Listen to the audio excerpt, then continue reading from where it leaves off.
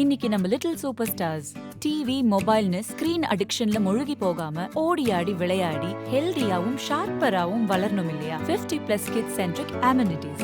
ஸ்டெப்ஸ்டோன் Viram phase 2 kids themed apartments. Stepstone Viram Phase 2 காட்டுப்பாக்கம்ல premium 2 and 3 BHK apartments just 79 lakhs all inclusive.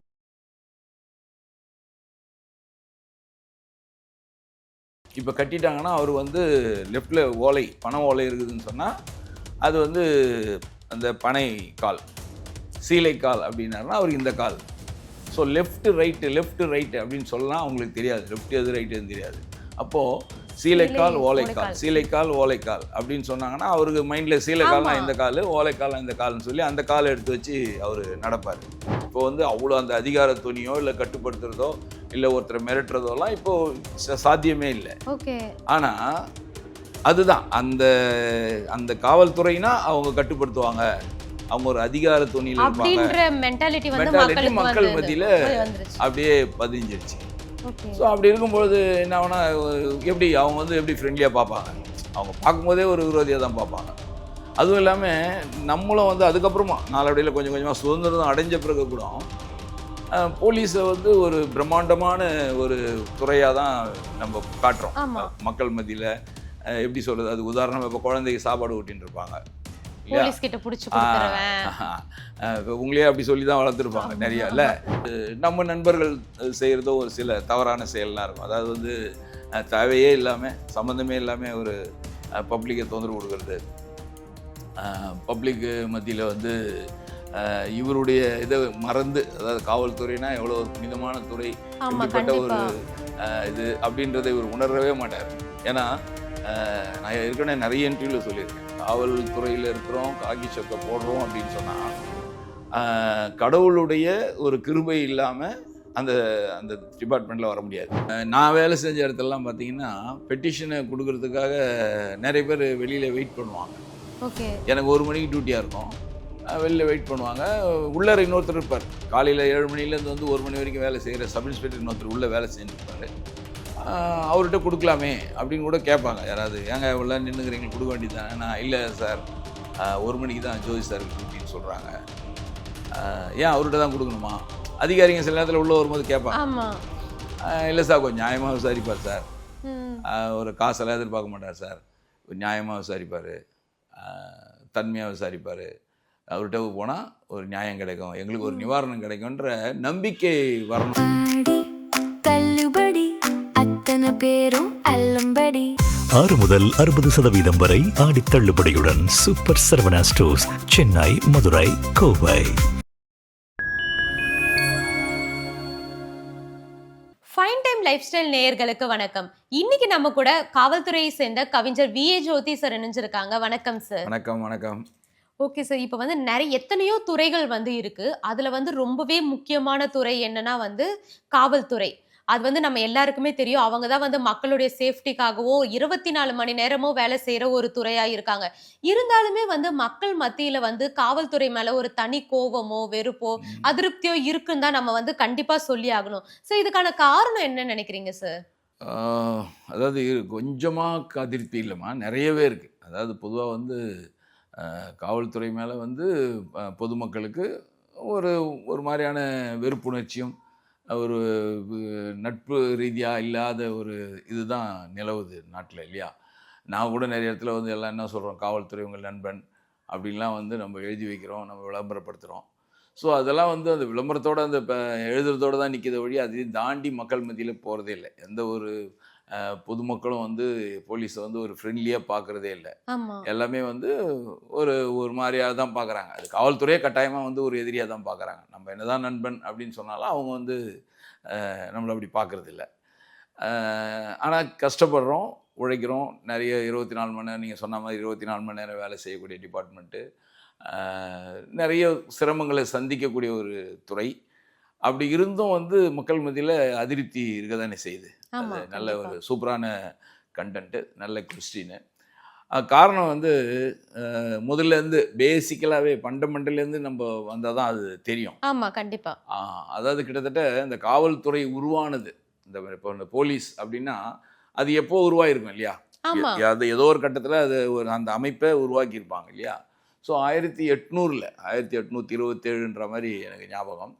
அப்போது வந்து ஆங்கிலேயர்களுடைய காலகட்டத்தில் அப்போ அவங்க வந்து சந்தைன்னு கூடுமா. சந்தை மீன்ஸ் அதாவது மார்க்கெட் சந்தைன்னு ஒரு இடம் இருக்கும். அந்த சந்தையில் வந்து எல்லாரும் காய்கறி பழங்கள் அதெல்லாம் கொண்டு வந்து வியாபாரம் பண்ணிட்டு கொண்டு போகக்கூடிய ஒரு இடம் சந்தைன்னு. ஸோ அந்த சந்தைன்ற இடத்துல வந்து அவங்க வியாபாரம் பண்ணணும்னு சொன்னால் வரி கட்டணும் கவர்மெண்ட்டுக்கு.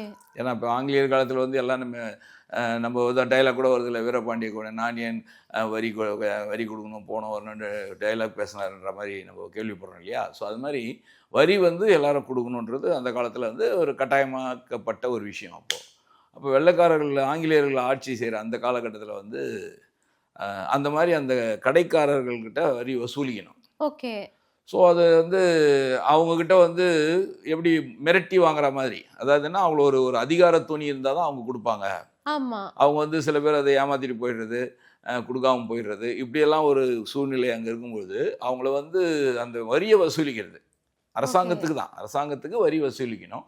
அந்த வரி வசூலிக்கிறதுக்கான ஒரு டீம் வேணும், ஒரு ஆட்கள் தேவை அப்படின்ற மாதிரி ஒரு இதில் உருவாக்கப்பட்ட ஒரு அமைப்பு தான் நாளடைவில் காவல்துறையா மாறிச்சு. ஸ்டார்டிங்ல வந்து இந்த வரியெல்லாம் கலெக்ட் பண்றதுக்காக தான் வந்து இந்த காவல்துறையே வந்து ஸ்டார்ட் ஆச்சு. இல்ல காவல்துறை பேர் காவல்துறைலாம் இல்ல. ஓகே, அதுதான் வந்து தழுவி இப்ப காவல்துறையா இருக்கு. அதுதான் வந்து அப்படியே கொஞ்சம் கொஞ்சமா தழுவி அது அந்த ஒரு பாதுகாக்கணும், ஒரு ரெண்டாவது வந்து ஒரு வசூலிக்கணும், ஒரு அதிகார துணி வேணும், ஒரு மக்களை கட்டுப்படுத்தணும் அப்படின்ற ஒரு கான்செப்ட் தானே அந்த டீம்.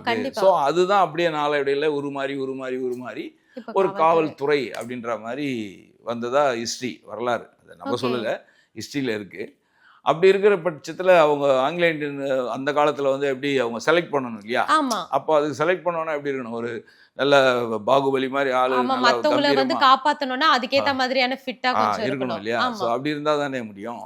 அப்போ என்ன பண்ணுவாங்களாம், குதிரையில் போயிட்டு அப்படி போயிட்டு வாக்கு மாதிரி போகிற மாதிரி போய் அந்த வயல்வெளியெல்லாம் வேலை செய்வாங்க இல்லைங்களா கிராமங்களில். அப்போது அதில் யார் நல்ல டாலாயிட்டாக நல்ல ஒரு டிக்ஜாண்டிங்காக இருக்கக்கூடிய மனிதராக பார்த்து அவங்கள கட்டாயப்படுத்தி கூப்பிட்டு வந்துடுவாங்க.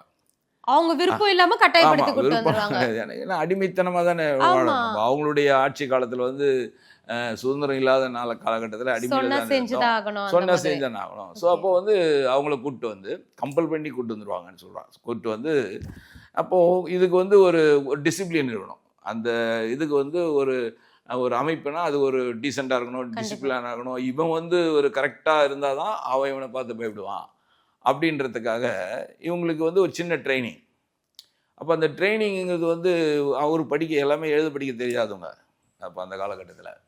அப்போ அவங்களுக்கு வந்து அதை எப்படி கற்றுக் கொடுக்குறது அப்படின்னும் போது அப்போது இருந்த ஒரு அதிகாரி யோசனை பண்ணி இந்த ஓலை இல்லையா, பண ஓலை, அதே மாதிரி சீலைன்னு சொல்லுவாங்க. அது ஒரு இந்த ஈச்சம்பழத்தினுடைய இது இலைகள்லாம் இருக்கு இல்லையா, அதுக்கு ஏதோ சீலைன்னு சொல்லுவாங்கன்னு நினைக்கிறேன். அந்த மாதிரி ஒரு ஓலையும் ஒரு சீலையும் ஒரு சின்ன சின்ன பீஸ் எடுத்து லெஃப்ட் ஹேண்ட்லேயும் ரைட் லெக்லேயும் லெஃப்ட் லெக்லேயும் கட்டிடுவாங்களாம். இப்போ கட்டிட்டாங்கன்னா அவர் வந்து லெஃப்டில் பனை ஓலை இருக்குதுன்னு சொன்னால் அது வந்து அந்த பனை கால், சீலை கால் அப்படின்னாருன்னா அவருக்கு இந்த கால். ஸோ லெஃப்ட் ரைட்டு அப்படின்னு சொல்லலாம் அவங்களுக்கு தெரியாது, லெஃப்ட் எது ரைட்டு எதுவும் தெரியாது.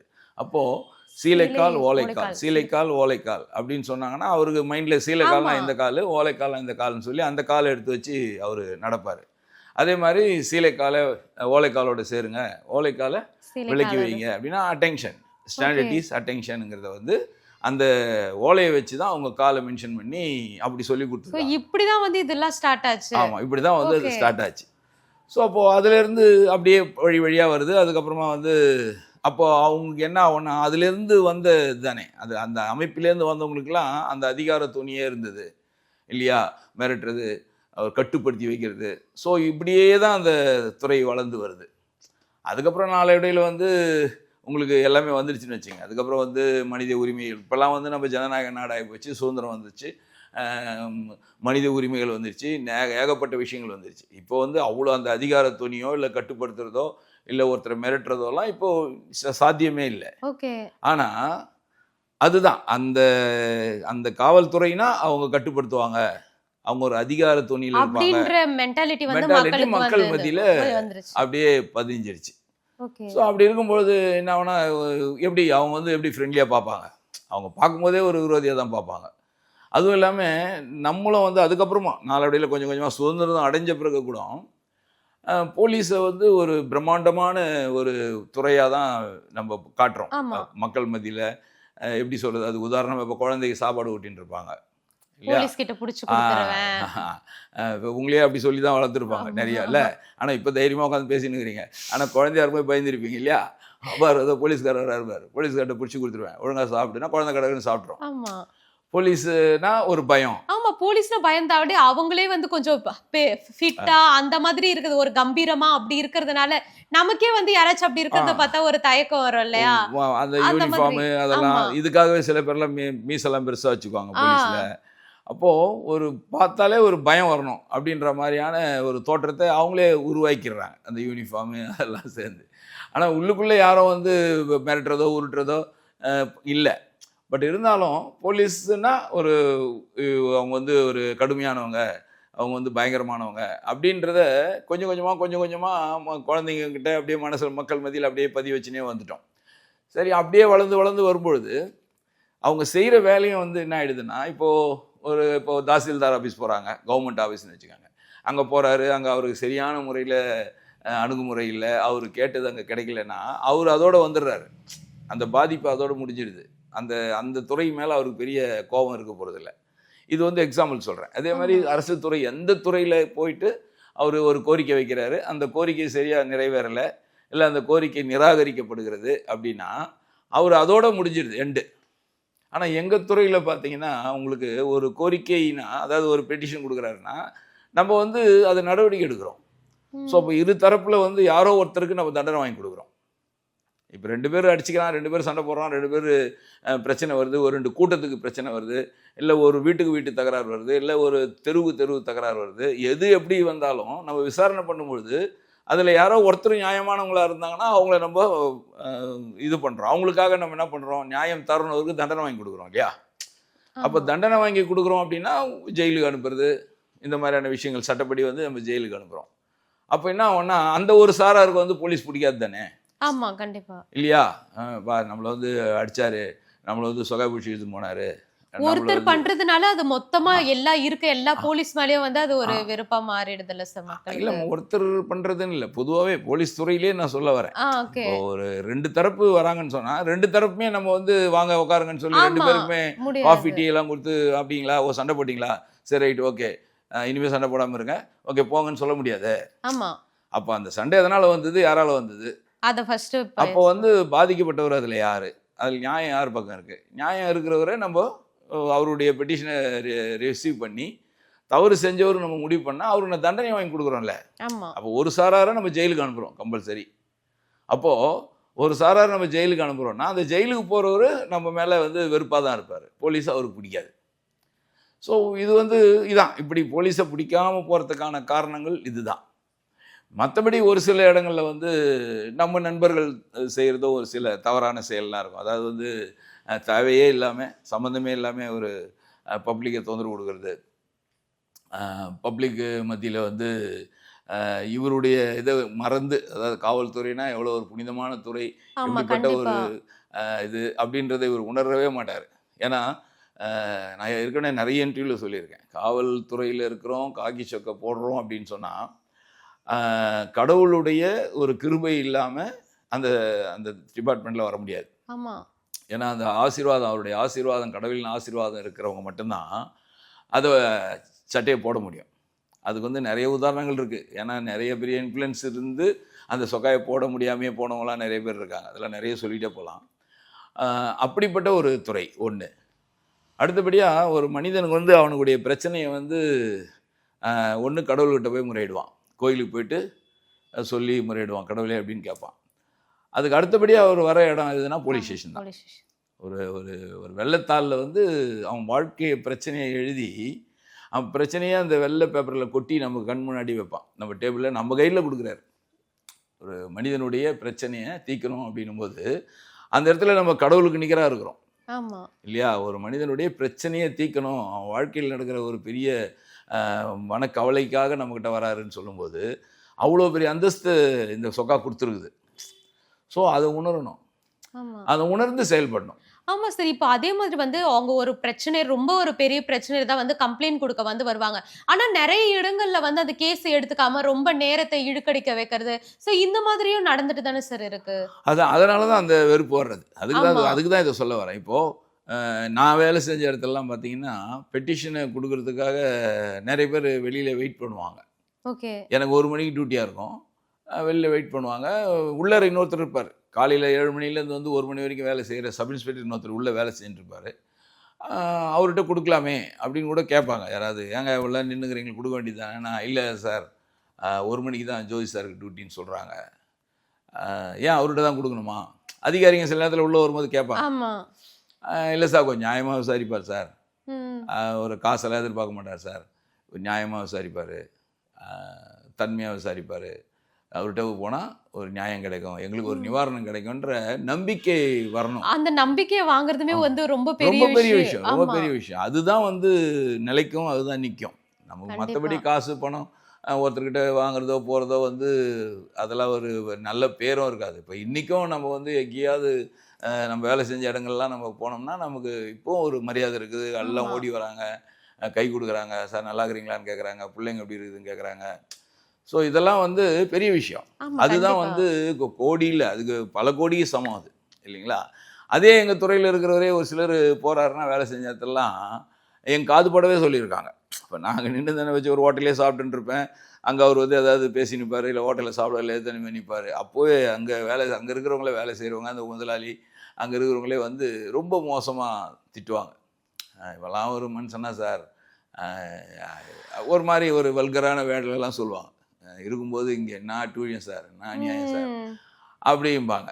ஸோ அதனால் நம்மவும் வந்து நடந்துக்கணும். நம்மளுடைய துறை இந்த மாதிரியான ஒரு துறை, நமக்கு வந்து அவங்களுக்காக தான் நம்ம அப்படின்றத உணர்ந்து, அதுவும் இல்லாமல் அவங்களுக்காக தான் நம்மன்றது வந்து ரொம்ப உயரிய இடத்துல நம்ம இருக்கிறோம். இப்போ எவ்வளோ பேர் இருக்காங்க, நிறைய பொது துறைன்னு வந்தாலே, கவர்மெண்ட்டுன்னு துறைன்னு வந்தாலே மக்களுக்கு சேவை செய்கிற வேலைங்க தான், ஓகே. இல்லைங்களா? இப்போ ஒரு விஓ இருக்கார், அவர் ஒரு சர்வே இருக்கார், அவங்களாம் போய் ஒரு நிலத்தை அளக்கிறவங்க, ஒரு பட்டா கொடுக்குறவங்க, சிட்டா அடங்களில் பேர் ஏற்றுறவங்க, இதெல்லாம் வந்து பொதுவாக சாதாரணமான விஷயங்கள் தான்.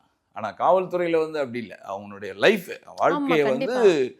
எடுத்துன்னு வந்து கொடுக்குறாரு. வாழ்க்கையில் நடக்கக்கூடிய விஷயத்த எனக்கு ஏதாவது அலசி ஆராய்ஞ்சு எனக்கு ஒரு நல்லது செய்யணுன்ட்டு வரும்பொழுது, அப்போது அதில் வந்து நம்ம வந்து பணமோ காசோ அது எதுவுமே பார்க்கக்கூடாது, இல்லையா? நம்ம வந்து அந்த இடத்துல நம்ம நிலையான ஒரு தன்மையோட, நடுநிலையோட, அவனுடைய கஷ்டம் என்ன, அந்த கஷ்டத்துக்கான காரணம் என்ன, அது நியாயமான கஷ்டம் தானா, இல்லை நியாயமான ஆமா. காரணம் தானா அப்படின்றத தீர்வு பண்ணி நம்ம வந்து மற்றவனுக்கு வந்து தண்டித்து தான் அவனை, வேறு வழி கிடையாது, இவனால் வந்து அவனை தண்டிக்கிறோம். ஸோ அது மாதிரிலாம் இந்த துறையில் பண்ணும்பொழுது மக்கள் வந்து வெறுப்படைய தான் செய்வாங்க. இப்போ அதாவது ஒரு 100, பொதுவாக சொல்கிறேன், ஒரு மக்கள் 100 பேர் இருக்கிறாங்கன்னா 50 பேர் வந்து ஹாப்பியாக இருப்பாங்க, கை கொடுப்பாங்க, எல்லாம் பண்ணுவாங்க. இன்னொரு 50 பேர் வந்து வெறுக்க தானே செய்வாங்க. ஆமா, கண்டிப்பா. நம்ம யாரோ இரு சாராரில் ஒரு சாரார் தான் நம்மளை வந்து ஏற்றுக்குவாங்களே வழியா, ஒரு சாரார் வந்து எல்லாருக்கும் நல்லவனா இருக்க முடியாது, எல்லாருக்கும் நல்லவராக இருக்க முடியாது. அப்புறம் அது வந்து வேலை செய்யறதுல அர்த்தமே ஆமா. இல்லாத போயிடும். ஸோ இப்படி தான் வந்து காவல்துறை மேலே வெறுப்பு வர்றதுக்கான காரணம் இதுதான், முதல்ல இருந்தே ஓகே சார். பார்த்தீங்கன்னா. Okay sir. காவல்துறையை பத்தி நிறைய விஷயங்களை வந்து எங்க கூட பகிர்ந்துக்கிட்டீங்க. உங்களுடைய நேரத்துக்கு ரொம்பவே நன்றி சார். நன்றிம்மா, நன்றிம்மா, தேங்க்யூ. ஃபைன் டைம் நேயர்களுக்கு நன்றி, தேங்க்யூ.